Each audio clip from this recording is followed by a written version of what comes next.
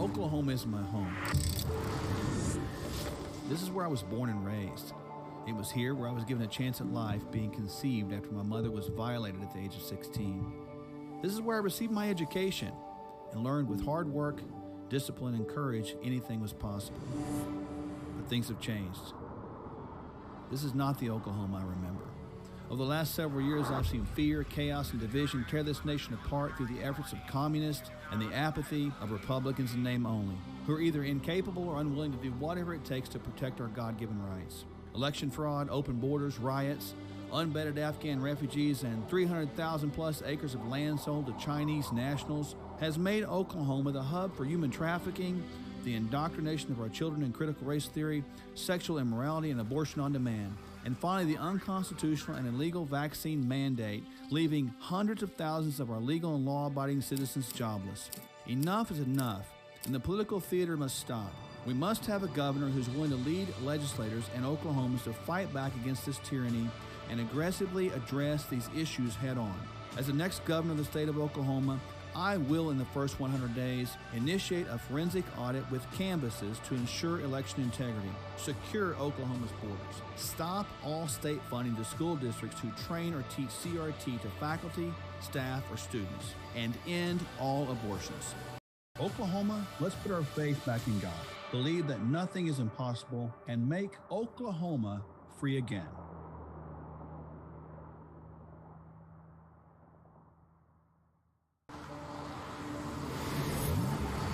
Oklahoma is my home. This is where I was born and raised. It was here where I was given a chance at life, being conceived after my mother was violated at the age of 16. This is where I received my education and learned with hard work, discipline, and courage anything was possible. But things have changed. This is not the Oklahoma I remember. Over the last several years, I've seen fear, chaos, and division tear this nation apart through the efforts of communists and the apathy of Republicans in name only, who are either incapable or unwilling to do whatever it takes to protect our God-given rights. Election fraud, open borders, riots, unvetted Afghan refugees, and 300,000 plus acres of land sold to Chinese nationals has made Oklahoma the hub for human trafficking, the indoctrination of our children in critical race theory, sexual immorality, and abortion on demand. And finally, the unconstitutional and illegal vaccine mandate, leaving hundreds of thousands of our legal and law-abiding citizens jobless. Enough is enough, and the political theater must stop.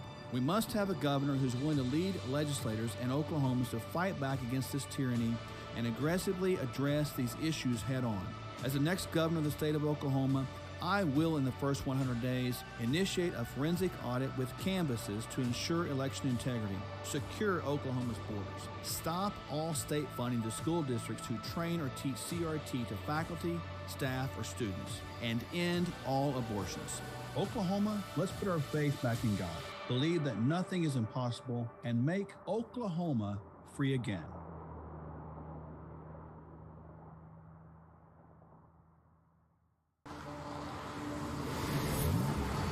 Oklahoma is my home. This is where I was born and raised. It was here where I was given a chance at life, being conceived after my mother was violated at the age of 16. This is where I received my education and learned with hard work, discipline, and courage anything was possible. But things have changed. This is not the Oklahoma I remember. Over the last several years, I've seen fear, chaos, and division tear this nation apart through the efforts of communists and the apathy of Republicans in name only, who are either incapable or unwilling to do whatever it takes to protect our God-given rights. Election fraud, open borders, riots, unvetted Afghan refugees, and 300,000 plus acres of land sold to Chinese nationals has made Oklahoma the hub for human trafficking, the indoctrination of our children in critical race theory, sexual immorality, and abortion on demand. And finally, the unconstitutional and illegal vaccine mandate, leaving hundreds of thousands of our legal and law-abiding citizens jobless. Enough is enough, and the political theater must stop. We must have a governor who's willing to lead legislators and Oklahomans to fight back against this tyranny and aggressively address these issues head-on. As the next governor of the state of Oklahoma, I will, in the first 100 days, initiate a forensic audit with canvases to ensure election integrity, secure Oklahoma's borders, stop all state funding to school districts who train or teach CRT to faculty, staff, or students, and end all abortions. Oklahoma, let's put our faith back in God, believe that nothing is impossible, and make Oklahoma free again. Well, good evening, one and all. Welcome to another virtual town hall. I am Mark Sherwood, and as you all know, I'm running for governor of the state of Oklahoma. Just really want to welcome you. Thank you for being here tonight. It's another night we get to talk to and visit with and then ask questions of an Oklahoma first candidate. And before we get to that, just a couple of announcements. As you know, there's a lot of things happening. We've been all over the state just in the last couple of days. Believe it or not, we've been in Oklahoma City for 2 events, Woodward for 3 events, and back out towards Fairview, which is almost Woodward, if you didn't know that, Geography, for another event last night. So we're operating on a little bit less than optimal sleep, but it's interesting how the Lord is kind of putting some jet fuel in our system to keep us going above and beyond anything we thought we could do. And that's what we need right now, Oklahoma. We need to have people that are willing to step up and do not just the ordinary, but the extraordinary, and not just the natural, but the supernatural. And we need to have people that are willing to step up like you to get involved in different campaigns, to knock on doors, to call people, to share simply how much you care by professing and proclaiming who's going to represent you the best. We have a time right now that's like no other time in history. We saw in 2016 a momentum that was unsurpassed to that point in history in regard to patriotism. I should say unsurpassed at least since probably 1775 or 6. But we lost our way. We started to get it back. But now, a few years later, 6 years to be exact, in 2022, we have that momentum back, and it's so big and so loud and so strong that it's unstoppable. And we're seeing that go across the state. And it's not about just a red wave. It is about a patriot wave. It's about a freedom wave. It's about letting freedom ring once again by what we say, what we do, and finally, the sermons and the messages we live out. We can talk a lot and we can speak a lot, but if we don't put actions to our words, those words become hollow, futile, and empty. Folks, we have a chance to do something incredible this year. Let us not miss this chance and miss this opportunity. Let us get involved. To that end, I want to just remind you of a couple of events. There's been a bunch of things happening, but specifically this Saturday, which is May 7th, the day before Mother's Day. I don't want you to forget Mother's Day. If you have to remember May 7th, remember it Mother's Day Eve. But May 7th, Saturday, I believe, and many do as well, that we are going to be able to host one of the most important, if not the most important event in the history of the state of Oklahoma. And I'm serious about this. The more people I've talked to about this, the more we reconcile that it's incredibly special and has never happened before. Sheriff Richard Mack is a retired sheriff out of Arizona. And back in the mid-'80s, he actually sued the federal government and won. Actually, he sued the Clinton administration, and he lived to tell about it, which is quite unique in itself. But the bottom line is Richard Mack, after serving all that time, he stood up against the federal government because they actually asked him, as the sheriffs across this land, to do their work for them. And Sheriff Mack, under the premise of the 10th Amendment, he and 700 sheriffs, only 7 from across these United States, stepped up and joined that lawsuit, and they actually won. And many times that ruling has been upheld. I have the ruling here with me. I've had Richard Mack on here before, and you guys know what I'm talking about. It's an incredibly powerful ruling, giving the sheriffs the affirmation that the Constitution protects, that their rights, being the highest law enforcement officer in the land, will not be taken over and controlled by the federal government. So what are we talking about? We're talking about the 10th Amendment. This is how we save our republic. There is no other way. We need to understand that the republic is saved at the state and local level. And at that point in time, we will begin to affect and infect Washington in a powerful way as well. Richard Mack is going to come here on May 7th. It's going to be at the Fairview Baptist Church, and I believe it's starting at 9 a.m. The registration we'll put in this feed. It is under Make Oklahoma Free Again. MakeOklahomaFreeAgain.com. Go there right now, bookmark it, stay with us. Don't leave, but bookmark it and go back and register, because we're going to see there. The price is only $25. And guess what? If you can't pay that, there's a number there for you to call, and you can pay what you want, because we need to have people there.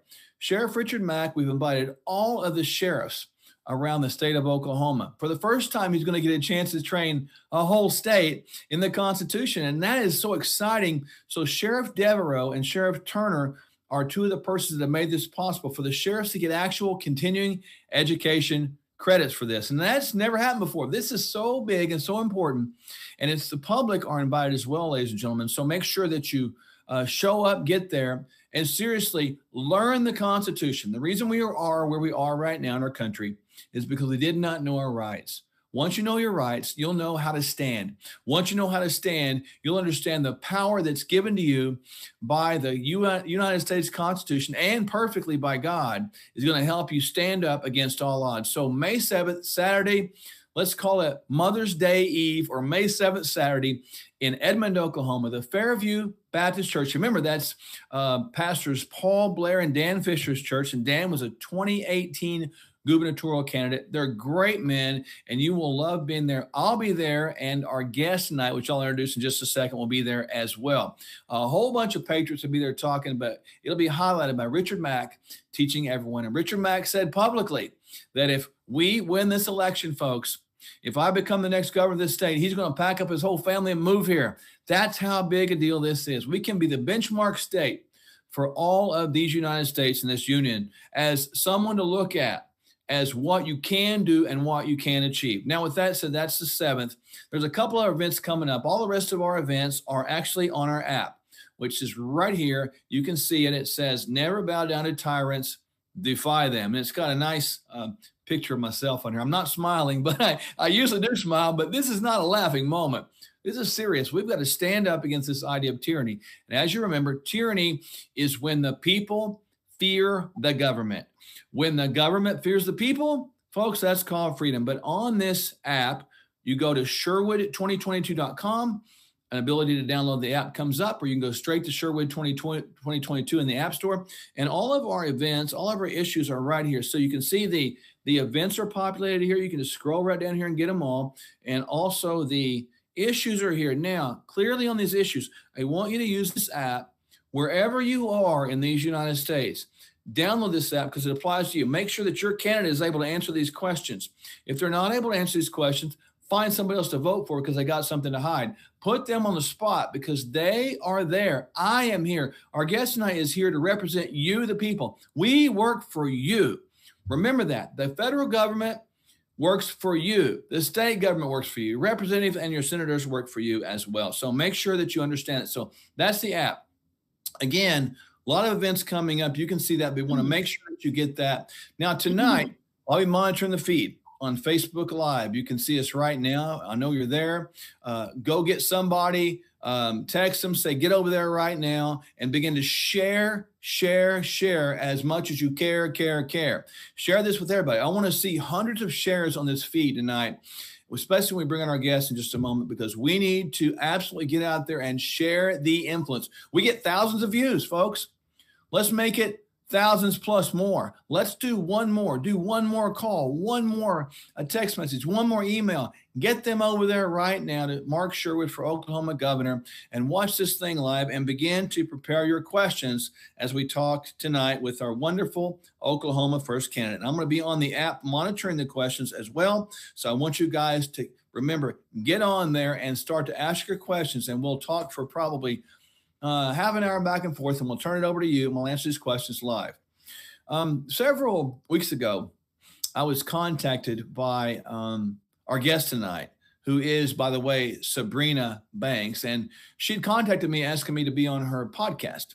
And I was there, and I was struck by her knowledge of the Constitution, her passion for life, her passion for this country, and her willingness to stand in the gap for people, including her family and kids.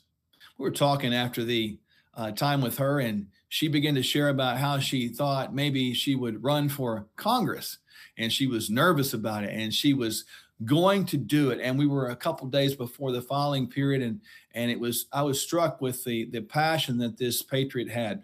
Now, Subrina Banks is running for Congress, District 5 here in Oklahoma, and she is a warrior-ess, I'll say. She is a powerhouse. And without further ado, Subrina, welcome to tonight's First Town Hall. Hello. Thank you for having me, Mark.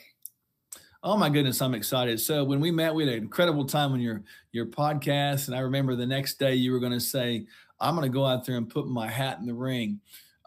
Contrary to popular belief, you did not lose your mind, did you? Oh no. It's actually quite the opposite. I think the Lord just really sustained me and gave me incredible peace. As I knew he would, this whole thing was just brought on by him. It was a calling. And, uh, I think I told you the story about the gut cry I had in the middle of my kitchen floor when I felt like he called me. And Mm, he was just asking me for obedience, which is something that it's always going to stretch us. It's never going to be easy, and so that's something that you just have to step out in obedience and faith. And I'm telling you, when I picked myself up off that floor, I mean, mhm. this actually happened. Yeah. Picked myself up off the floor. I put on my warrior armor, and I had incredible peace, and it's been great. I wake up every morning thanking him that I get the opportunity to potentially serve this country. Yeah, and you talked about the sacrifice that it would be to, leave your home for a time, go to Mhm. Washington, and your husband and kids. Talk about that, and that really touched my heart. The purpose you demonstrated. Talk about that for all of us tonight, so people can know where you're coming from as a human being first. Sure. It is an incredible sacrifice. Nothing worth having ever really comes easy. And so, of course, I was trying to give all the excuses for why I shouldn't do it. I'm a businesswoman.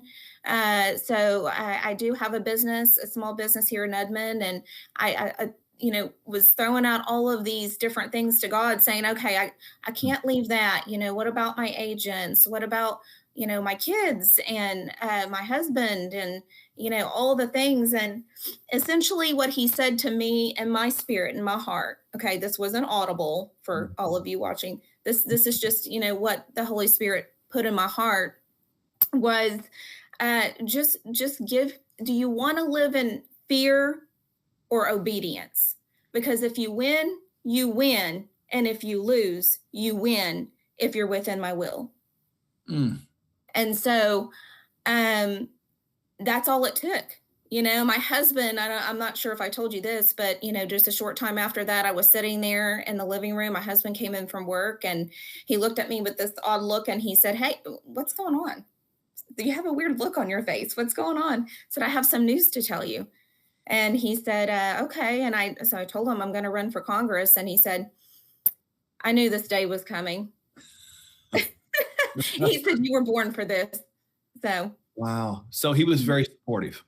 oh, he's very supportive. I mean, he's out there every day. He's essentially, he owns a small business too, and so he's essentially kind of put that a little bit to the side. And we're blessed to have people who can help us in our business, and while we're doing this and serving, I feel like this is just a servant's opportunity. And I have always had a servant's heart my whole entire life, and so this is just another way for me to serve the people. Did you ever think about running for office before this time? Never. No. And I never even, like I said, I never even imagined in a million years I'd be doing this. But I'm going to tell you, why. One of the big reasons why is because, about what, 4 or 5 years ago, we started seeing this incredible attack on our president, just an all out witch hunt that was perpetrated upon him. And I got to thinking to myself, if this can happen to our president, this can happen to anyone, because it was just unbelievable, as you know.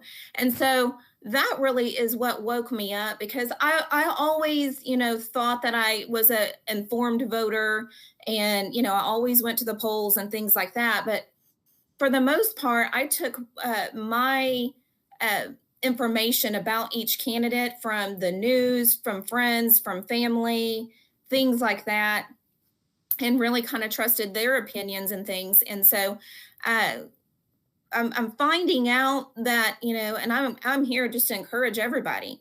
Look at voter records. They're public. Um, Go and look at them.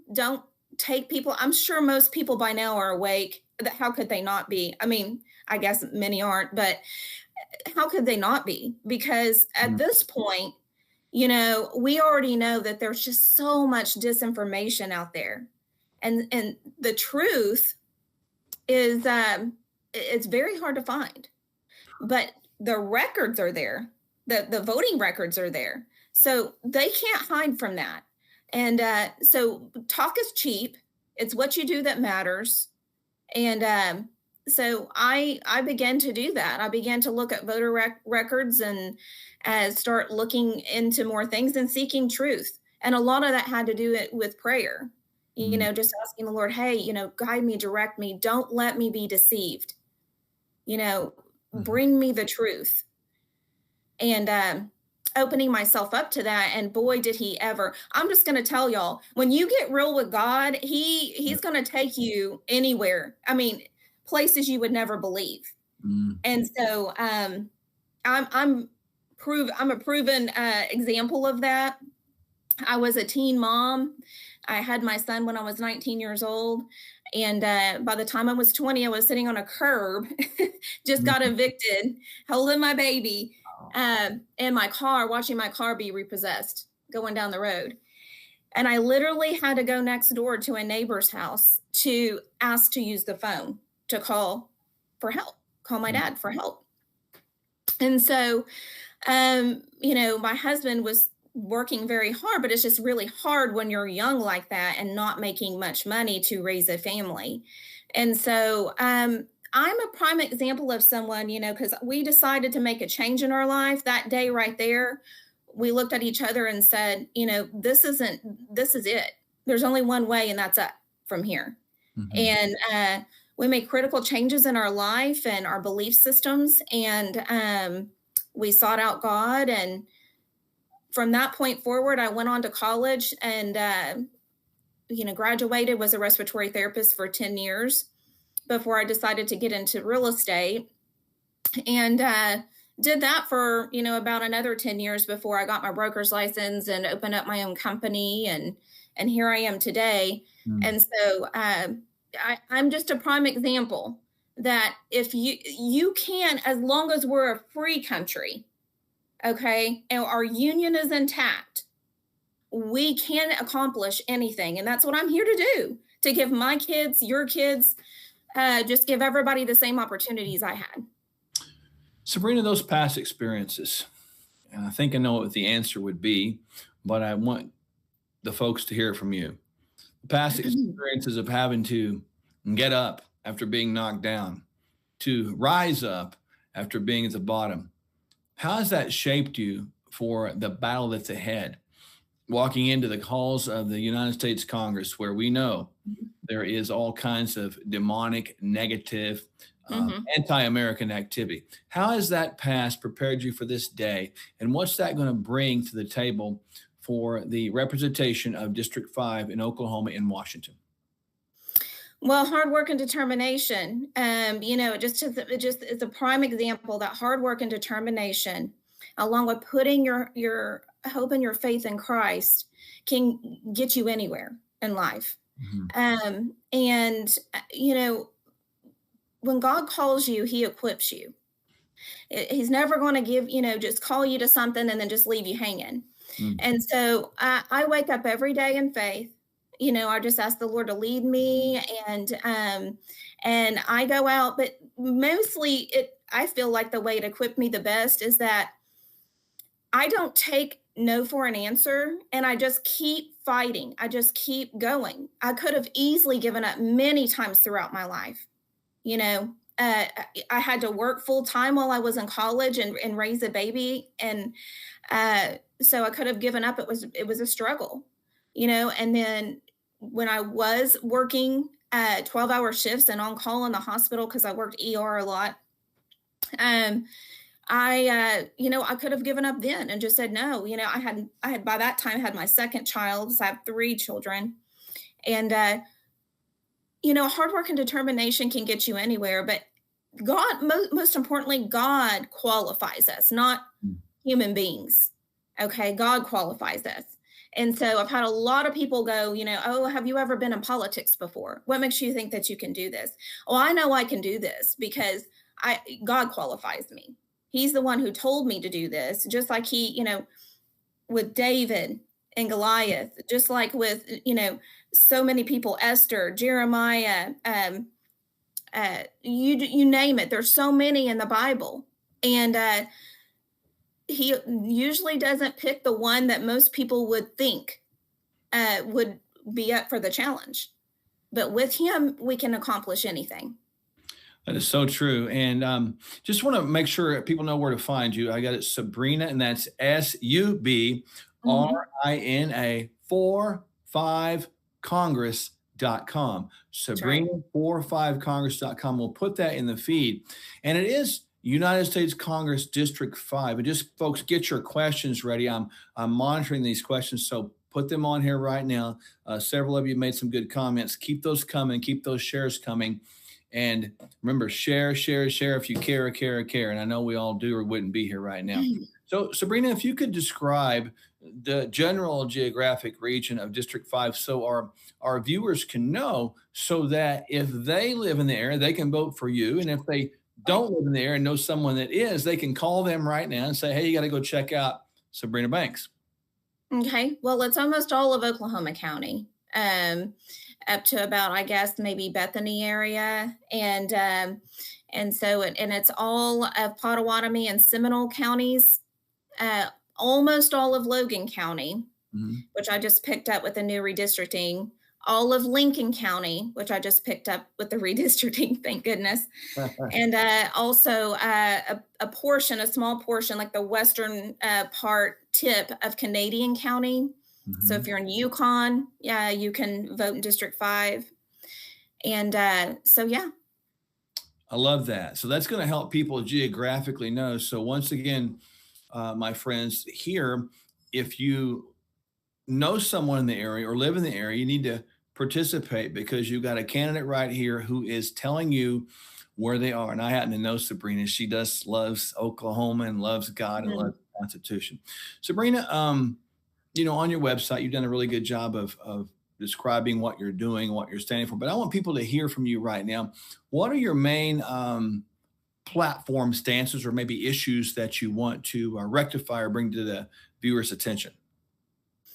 Well, a lot of people, like I was saying before, if you look at past candidates, they'll say, oh, I'm for, all these things. I don't want abortion. I want to secure the border or whatever.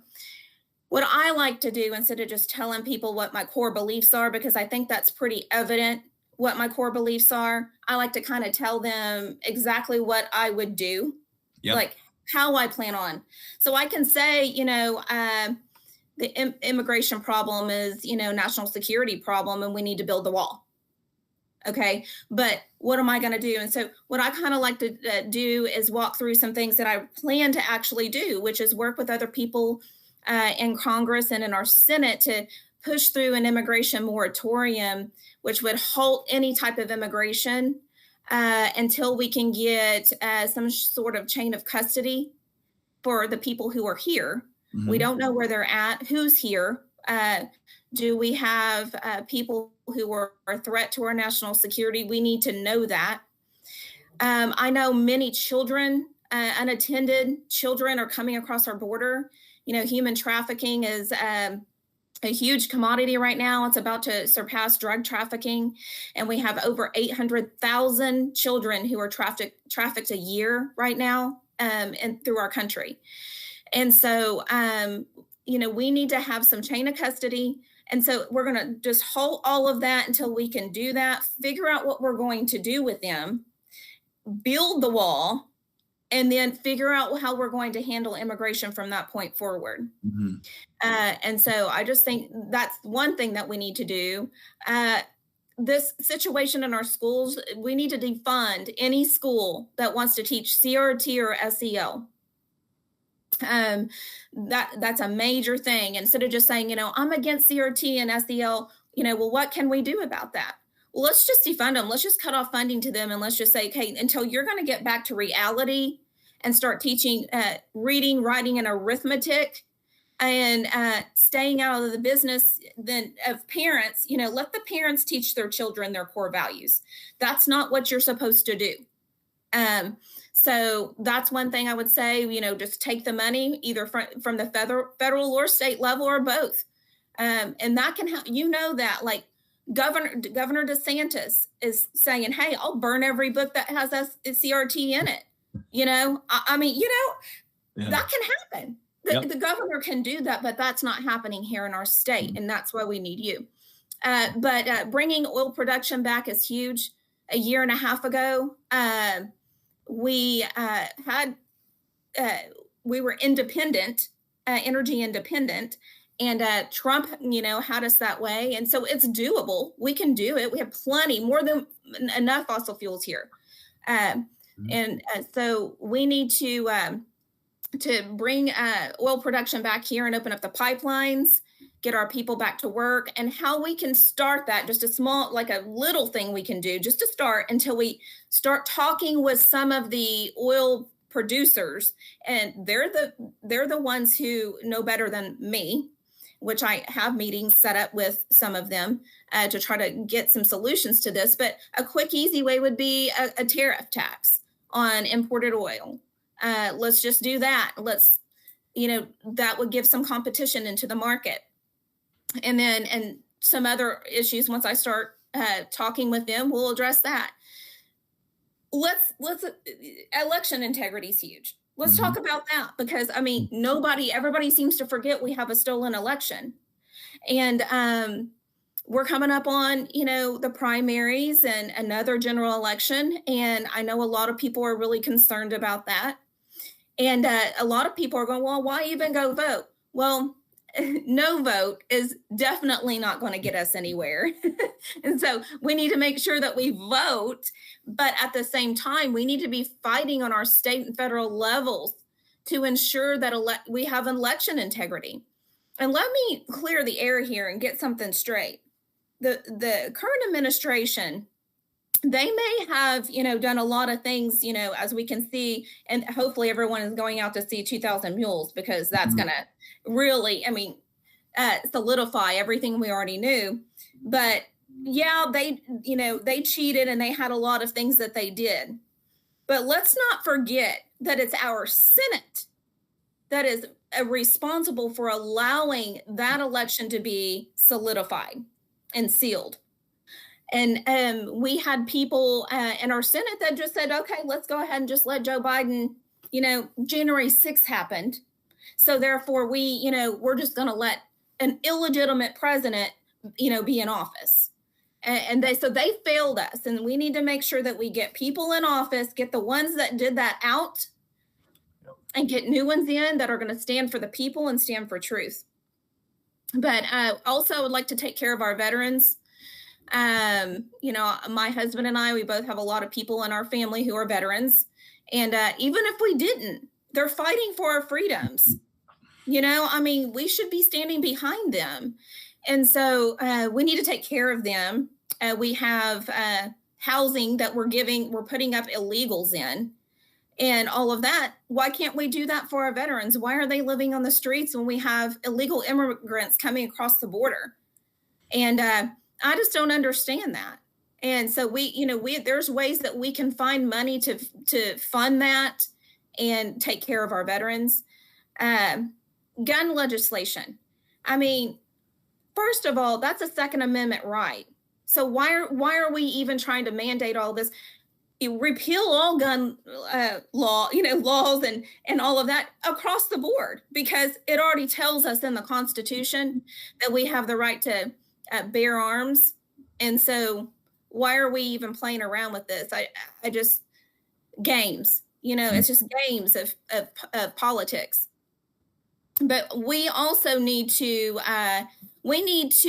prosecute and convict Anthony Fauci for his crimes against humanity and what happened and what he's perpetrated upon us with this COVID-19 thing. And so that has to be addressed. We can't just, keep turning a blind eye to that. And as you see, we just keep moving from one disaster or catastrophe to the next. And it's like, don't look here, look there, And we got to get a grip on this, with this new Ministry of Truth coming out.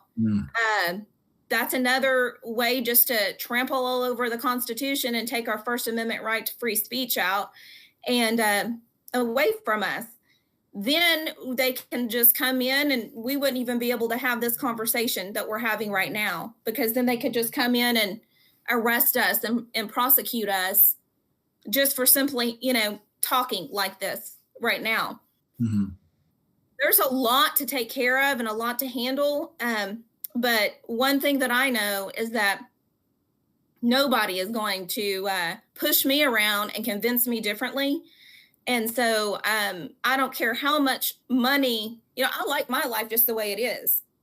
I'm doing this just because for freedom and for my children, because I'm not going to let my kids grow up in communism without a fight. If it happens, it's going to happen with me fighting to the bitter end. I appreciate that. And I think people understand, and I understand, and I appreciate the solutions that you have offered, because they're good solutions. They're right solutions. Are there others? Maybe. We don't know, but that's a step in the right direction. I mean, we've got to begin to go in the right direction, folks. And we can't be so scared to take a first or second step without knowing the second or third step. The first step in the right direction is a step in the right direction. Back to the voting concept. If you don't vote, that is a no vote. A no vote that says, I don't care about election integrity, and you're participating in the That's right. And becoming we got to get the electronic voting systems. Yeah. We got to get mail in and drop boxes and all the things that we saw that didn't work, in this last election, that it's just, we've got to turn it around, and we've got to get back to the basics, old fashioned, in-person voting and in-person counting of the ballots. And yes, it may take longer, but who cares? At least we won't have the situation we see right now. We're seeing the consequences of stolen elections. Yeah. And that's what we're living right now. And so it's worth a little bit more time to count the ballot. It's funny. Every meeting I've been to recently, I've asked the crowd how many would help count the ballots, and literally 100% raise their hand. And I'll ask you tonight, those of you who are watching online, you can put a mark down here and get your questions ready, because in about 10 minutes, we're going to go to those questions. I'm monitoring the feed right now as promised. A lot of questions, a lot of shares. Keep it coming. Ask your questions right here again and make sure. But the question I have for you is, would you help with counting ballots? Go ahead, and if you say yes, put it down here. Say, yes, I would help. It's like participating and not being afraid of naming yourself in that. That's right. And then do it. There's a lot of people that have really good intentions, and I understand we're all busy. I mean, my gosh, it's not like you and I don't have lives. Right. Excuse me, I'm losing my voice. I've been doing too much talking. I obviously have a lot to say, but my point is that we all have lives. It's just, if you try to be, just obedient to that. If you do sign up to do it, then show up. I love that. Now, you have how many opponents, and who are they that are in the same primary against you in the United States Congress District 5 race? My only opponent is Stephanie Bice. Okay. And so what you and her? I'm sorry, the differences? Yep. Well, I don't know her personally, but I can go and I can look at her track record. I can see her voting record is clear. I can look at what she ran on, and then see if that matches what she voted on and how she voted. And it doesn't. It's a conflict. And so that's huge for me. I need somebody in there that's going to do what they say they're going to do. And so let's talk about some of the things that she did vote on. So January 6th Commission, that's the big one that everybody seems to know, kind of was the thing that sealed the deal for many people that will be voting for me, from what I'm hearing out there in the campaign trail. But she voted for this January 6th Commission. She was one of 35 Republicans that did that. All of them rhinos that are very, we all knew that they were before this. And that's what I get. Speaking of that, that's what I get a lot of from people. They're like, yeah, well, she got to DC and she started swimming with the swamp. She, went there with good intention. No, again, let's back up and let's look at her track record here in the Senate in the state of Oklahoma, and we will see how she voted. And she voted for the largest tax increase in Oklahoma history. She excused herself on May 5th of 2020 from a pro-life bill. She excused herself from the vote. She had voted 20 times that day, excused herself from this vote. And so, why? And these are things that, we should have picked up on before we ever got her to DC. But speaking of, let's just go back to what she's done since she's been there in the year and a half. January 6th Commission is the big one. We have people that are sitting in there that are rotting in cells. Literally, they are not allowed to come out of their cells unless they denounce Trump, take CRT training, and all kinds of other things. They can't even see daylight. One of them has passed away. Many of them have critical illnesses and injuries. And it's just inhumane. And that is not, they have the right to due process like everyone else. So again, we saw what happened with Trump. We see what's happening to them. And if we think it's not going to happen to us, we're not getting real with ourselves. Okay. We need to understand that. And so we need people who are going to go and they're going to fight for every single American to have due process and, all their constitutional rights upheld. Mm-hmm. So we got the January 6th Commission. She also voted for the omnibus bill. We sent it's 1.7 trillion or something that was in the whole bill. 800 billion of that went to Ukraine. Okay. So to secure their borders. Meanwhile, we're over here with open borders. God knows who coming across. It could be human trafficking, is human trafficking. The cartels, the Border Patrol already said cartels have captured our border. They're running it. And so, but then we have people, going, oh, I got this circular. Stephanie Bice said that she is secured 25 million for border security. Well, we got border security that's being fired every day just because they didn't take the jab. Yep. What's border security going to do? The borders are captured and they aren't allowed to do anything with the people coming over. They have to catch and release. They can't do anything to them. And so let's get real here. Like this is just plain politics when we see stuff like that. So we got 800 billion going to secure their borders and also gun legislation wrapped up in that. It was 1,271 pages. They didn't get it in their email box until midnight, so everybody was sleeping. They had to somehow read 1,271 pages and then vote on it the next day. And a person who has any bit of conscious or core value would not vote on that. They would excuse themselves from that vote because they would say, I haven't had time to read this. We need to have some sort of legislation, in my opinion, that says if that you have to have so ever many days to wait and allotted to read bills before you're expected to vote on them. So that we can't have this games that Nancy Pelosi and, all of them are doing, pushing this stuff through the night and making them vote the next day. And they got all this nonsense wrapped up in it. Nobody knows. And they give you bullet points. Oh, this is what it's about, and then you find out later that you voted wrong. Maybe that's what happened to her, but she shouldn't have voted on it. The old rule of thumb should be if you didn't read it, the answer is no. Until you read it. You just stay to that principle. That doesn't seem that hard, but it seems like it has happens all the time. How has the and again, Subrina, Subrina Banks, 4, 5, Congress.com. Subrina Banks 45 Congress.com for District 5 U.S. Congress. And we'll put that in the feed.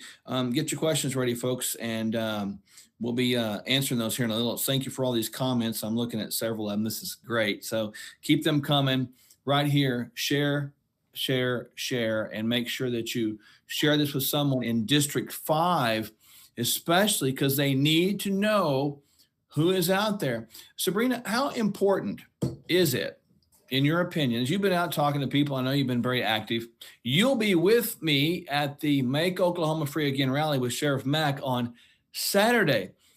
You excited about that, as I am? Oh my goodness. You know, I've been a big fan of his for a very long time. I had been trying to get him to come. This is where it's at. This is how we're going to be able to protect ourselves, because these sheriffs have always had these rights and this ability to protect their counties against federal overreach, but they didn't know it. Right. It was something that they're just not taught. Many of them, when they're elected, because the sheriff is the only elected police officer. And so the rest of them are appointed, including the sheriff's deputies. The sheriff appoints them. And so they answer to the people, and not the feds, not the state, none of it. And many of them don't know that. So when I went to sit down with Sheriff Devereaux, you know, I was very pleased to know or find out that he knew a lot of these things, you know, because before I ever thought about getting involved in politics, that was something I was doing on the side, was spreading the word about CSPOA and going and meeting with sheriffs and trying to make sure that they understood, you know, how to protect us if the feds came in and tried to confiscate guns, push, you know, vaccines on us at our door, you know, things like that. So I'm so excited about him coming. Well, I'm excited. I know you are one of the featured speakers, and so I'm excited about that. You know, we brought several Oklahoma First speakers there, and we're super pumped about that. Mm-hmm. There'll be several, and so it's going to be a full day. Just a little question for you. I think a lot of people need to understand, you know, you're going to be in Washington representing the people of District 5 in Oklahoma. And this is a situation that I think people need to get. So I'm going to just kind of ask you this question, and you'll get your feedback on it. Then I'll take a shot at it too, maybe to affirm it. How important is it that you have something to represent in Oklahoma, like you have the free state here and you have you there? How important it is to have both things addressed as opposed to just one? Well, you know, states are sovereign, you know, anyway, but we need our federal people at the federal level as an umbrella to protect the states. You know, I love Oklahoma. No, I've lived in many states, you know, and I always come back here. My husband and I lived in Arkansas for 9 years. I've lived in Arizona. I've lived in Alabama. I've lived in a lot of different states, New Mexico, but I always come back here. I just love Oklahoma. I'm born and raised here, and it's in just a little town north of Oklahoma City. So just a little country girl that had big dreams, you know, and that's what I love about this state. It does. I mean, it doesn't matter where you come from, you know, you can do anything. If you set your mind to it, you work hard, and you just go out and step out in faith, give it to God, and he can take you anywhere you want to go. I love that. And I appreciate what you said too. And I want people to kind of get the gist of this. If the states, I'm talking about the sheriffs and the governor, and of course the legislators representing the people, if they stand up and truly do what they're supposed to do, honoring God, protecting the Constitution, representing the people, they will be a sovereign state, one of these United States.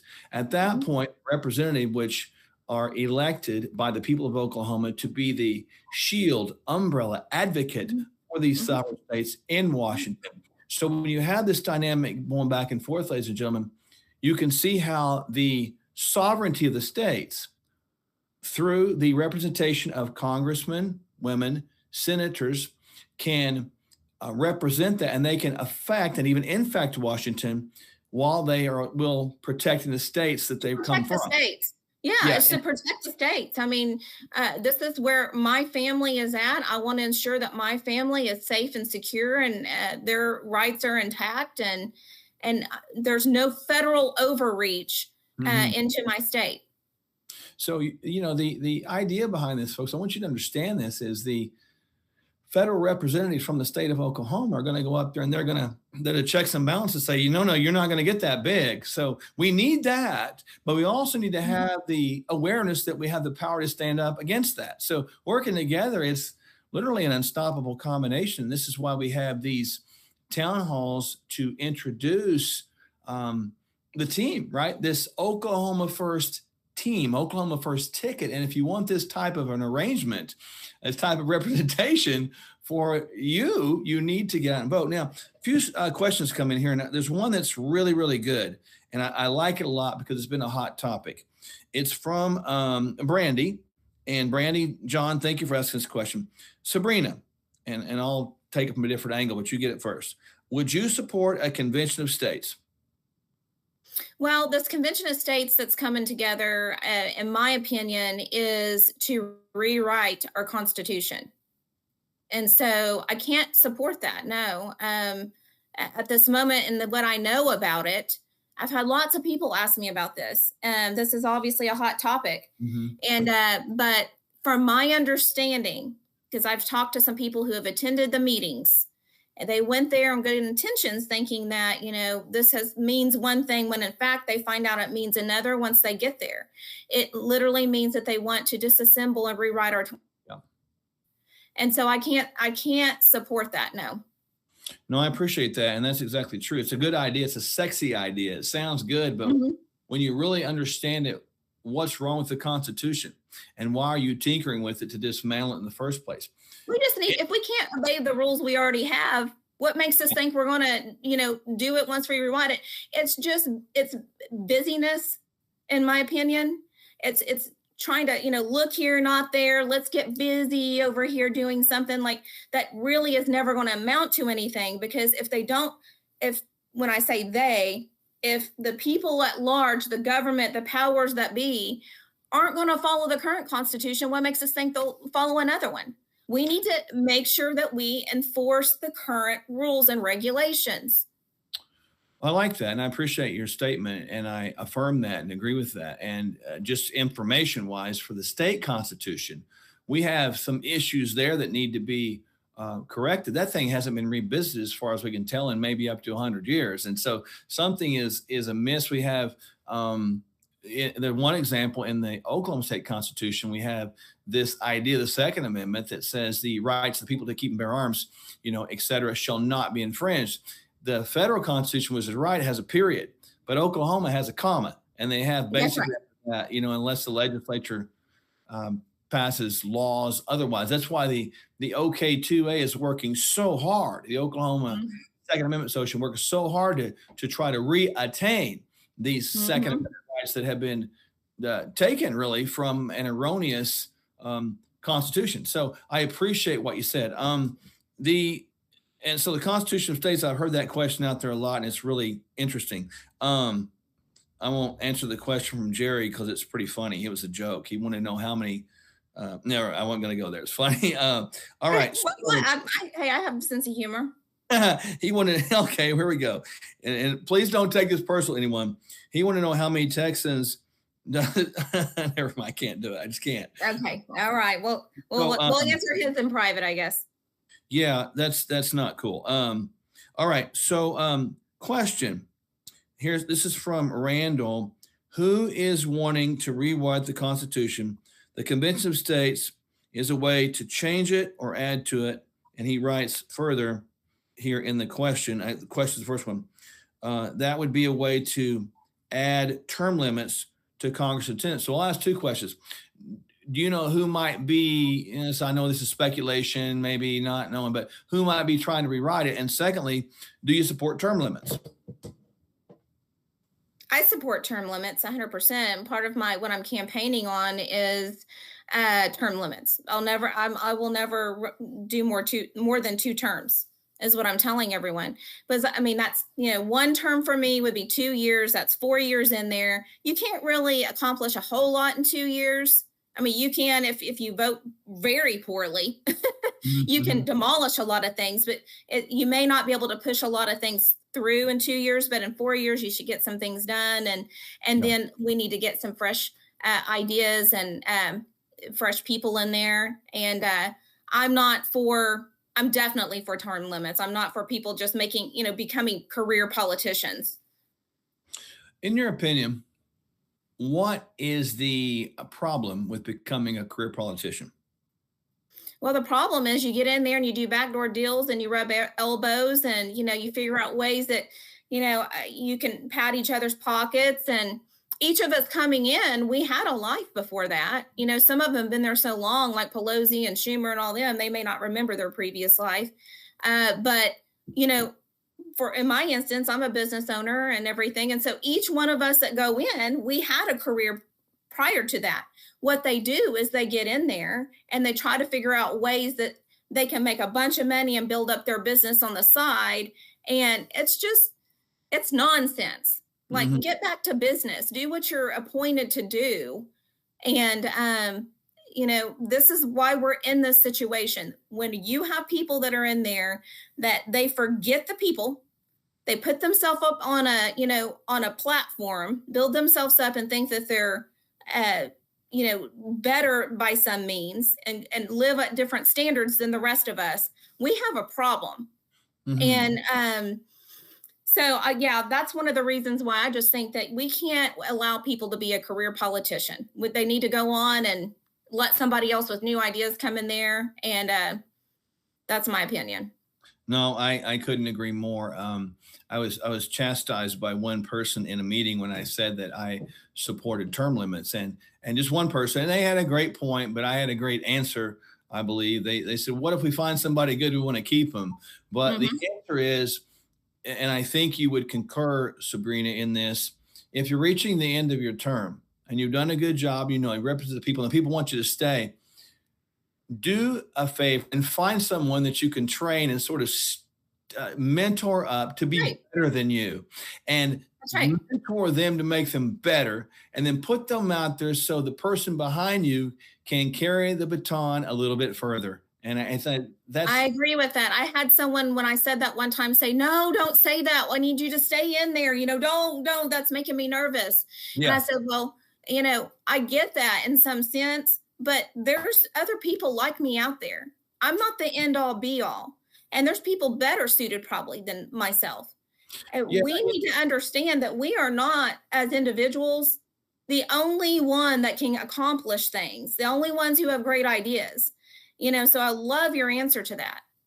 Well, and we've learned this kind of the hard way, in our jobs and lives, and even now, planning almost 6 decades, the Lord has kind of put a father sort of anointing, and I want people to be better. I want them to achieve more. I want them to go further and don't have to learn from my mistakes, but learn from my mistakes without having to make them yourself, That's right.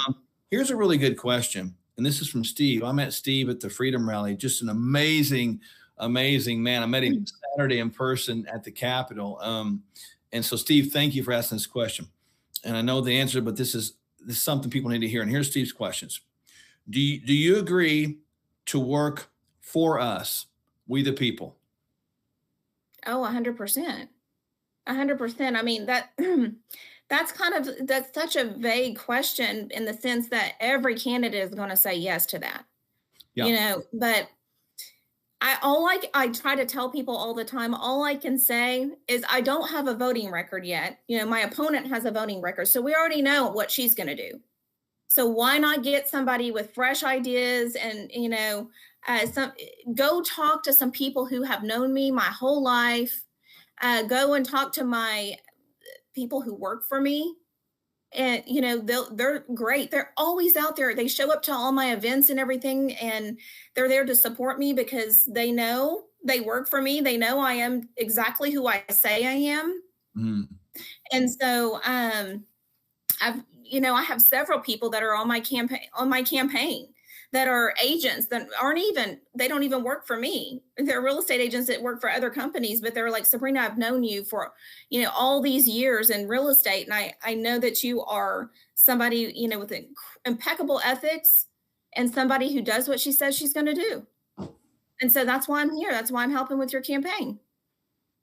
Well, I just want to tell you, and I want to tell the folks out there that I unequivocally, wholeheartedly, and unashamedly support Subrina Banks to be your next congressman of District 5 to represent Oklahoma. I haven't known her that long, but when I've been around her and the people around her, you can see who people are many times by the people around them. You sort of like you get a flavor and a feel for the kind of influence they have, but most importantly, the influence they've been. What kind of legacy are they doing? Are they the same behind the scenes as they are right now? And I can tell you that the same person that you're seeing on the screen, I've spent time with her in person, and she's the same. So what you see is what you get, which is different than what you've gotten, because from what you've seen has not been what you've gotten. You've gotten lied to, and you got manipulated. So, Subrina, let me see if there's any more questions on here. Again, here we go.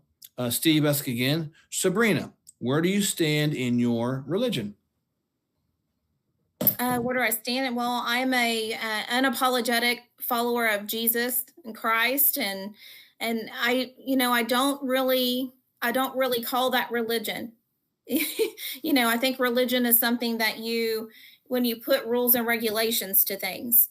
And I strictly read the Bible and do what it says to do and ask of me. And I seek God wholeheartedly in everything that I do.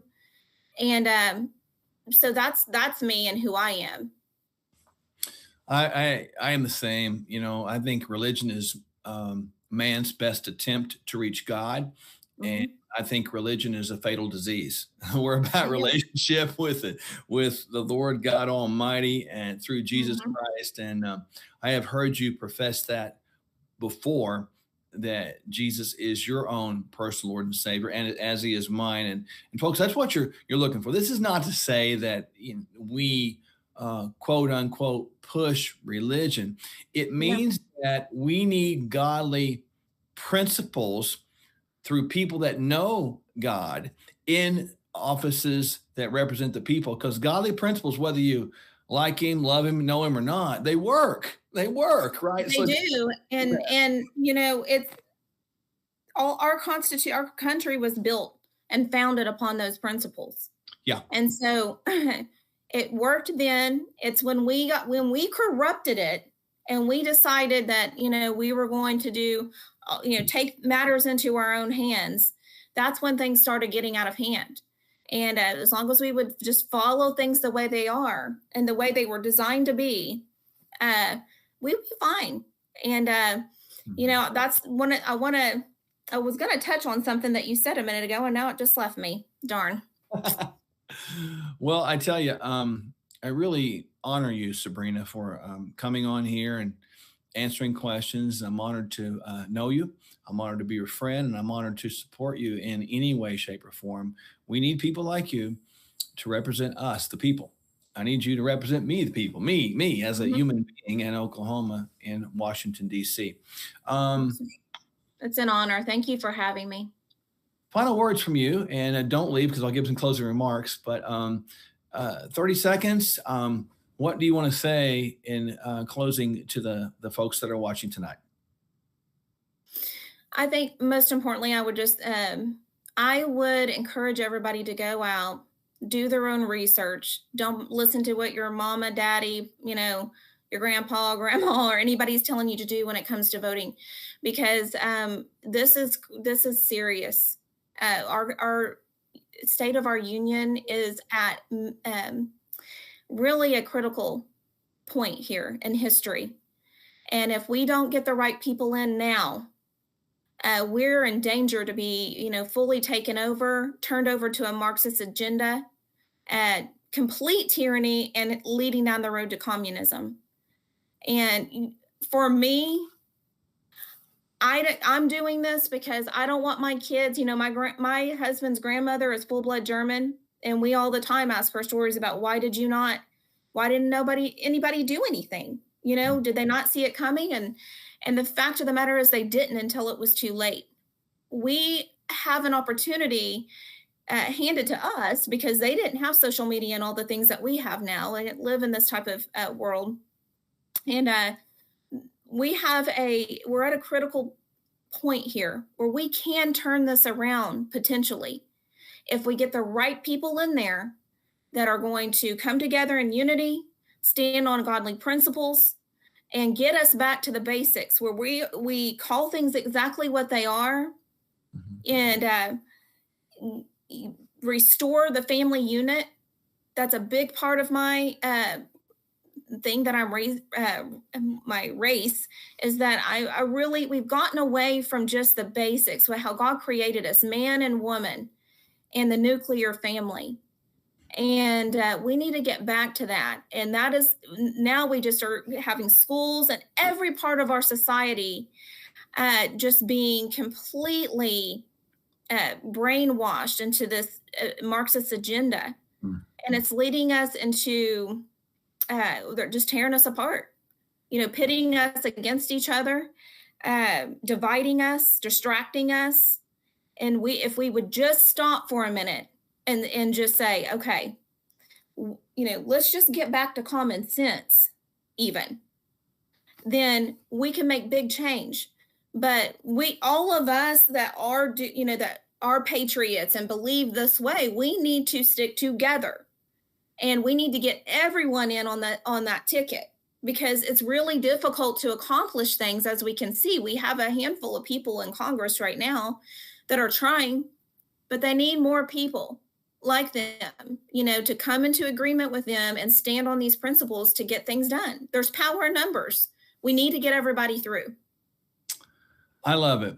Well said. And stay with me as I do some closing remarks, and then I'll say goodbye on our behalf. But folks, that's Subrina Banks. Subrina, Subrina, 45 Congress.com. That's the number 4, the number 5, Congress.com. You'll see it posted down there. Live in District 5.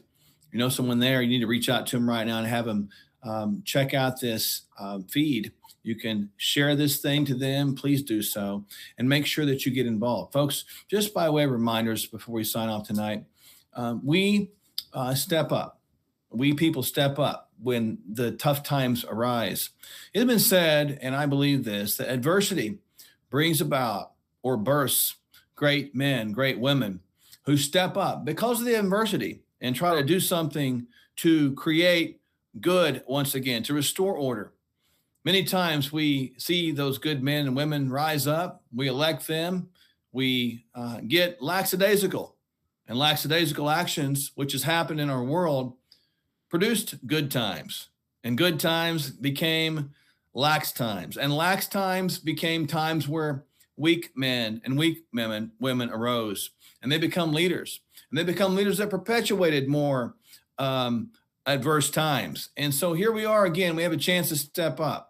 We have a chance to do something different. We have a chance to be something different. I encourage you with all I am, as well as Subrina, to step up higher, more bold than you ever stepped before, to speak up louder and more confidently than you ever have spoken, to become what you've never been, and to do what you've never done. We have to do this right now to achieve the impossible. The impossible is not something we can't achieve, for with God, everything is possible. We need to understand that there's a giant out there in the land. It's called the federal government. It's called government overreach in general. Last I checked, God was looking for a few good Davids and Subrinas to step up. Could that be you to do that? All of us have a part. Folks, we need to get together, stand together, arm in arm, and be a part of the solution and not a part of the problem any longer. We can achieve great things if we stand together, ladies and gentlemen of Oklahoma. We can be a benchmark of hope for the whole world to see. Let's see that happen. Let's realize that dream. Let's have that vision once again, and let's be a lighthouse that will undoubtedly bring every eye upon Oklahoma, both good and bad, to see what is possible so we can see God's hand of blessing on this land again. I want to thank you for joining us tonight, and I want to remind you to download our app, Sherwood 2022. Tomorrow night, we'll be on with a great guest, the 2022 and 2021-2022 Texas gubernatorial candidate, Chad Prather. He's a personal friend of mine. He's coming on tomorrow night, so you want to share that word. Thursday night, we'll be in Salisal. You'll see that on the app. Friday night, we'll be in Stillwater. You'll see that on the app as well. And Saturday, Subrina and myself will be at the Make Oklahoma Free Again rally. You can register for that, makeoklahomafreeagain.com. That will be in Edmond, Oklahoma at Fairview Baptist Church. That would be Pastors Paul Blair and Dan Fisher's church. And we can't wait to see you there with Sheriff Mack. On behalf of Subrina Banks, and again, that's Subrina45congress.com, we wish you the best. May God bless you, your families, this great state of Oklahoma, and these United States of America. Good night.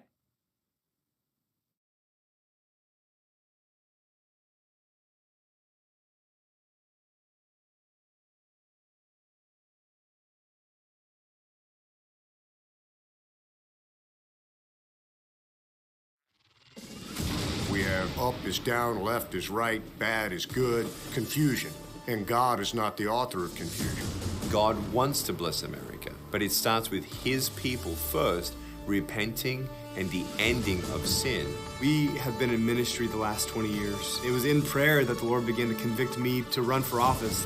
And so I'm excited about Dr. Sherwood stepping up to the plate. This is a man after God's own heart, who will not compromise with the devil. He's bold, he's courageous. I'm Nick Vujicic. Warren Hamilton. I'm Jake Merrick. And I endorse enthusiastically Dr. Mark Sherwood as governor of Oklahoma.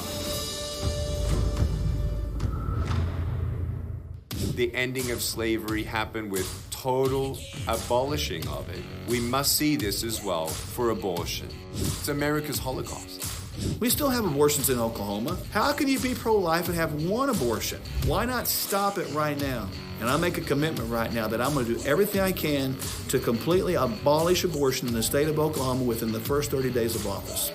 Vaccine mandates that are being rolled out right now are entirely unconstitutional and unbiblical. Every state that's a member of these United States, that's a member of our union, said we'll abide by the Constitution. That's why we don't tinker with it too much. So I believe the word mandate doesn't equate to law. I am a big believer in the 10th Amendment, and that means state sovereignty. I would propose that every single business owner in Oklahoma that's affected by that ridiculous mandate push back and say no, because they don't own you. The federal government does not own you.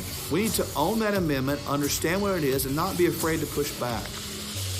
We have to understand where critical race theory came from. Obviously, it comes from the Marxist handbook. And if we preach this and promote this, we end up a Marxist nation. It is not social justice. It is not anti-racism. It's actually racism in its purest form. The very thing Martin Luther King Jr. talked about, we're not going to allow this to be taught where we judge by the color of our skin. There's one race. It's called the human race. I'm not going to apologize for being white. I'm not even white. I don't even know what I am. Kids in school need to be taught how to live life. Right now, we're teaching them theories about how to hate. That's not education, that's brainwashing. We will not do that under my administration. We will fine every school that does that, and if they don't like it, they can take their education and find another state that will accept that nonsense.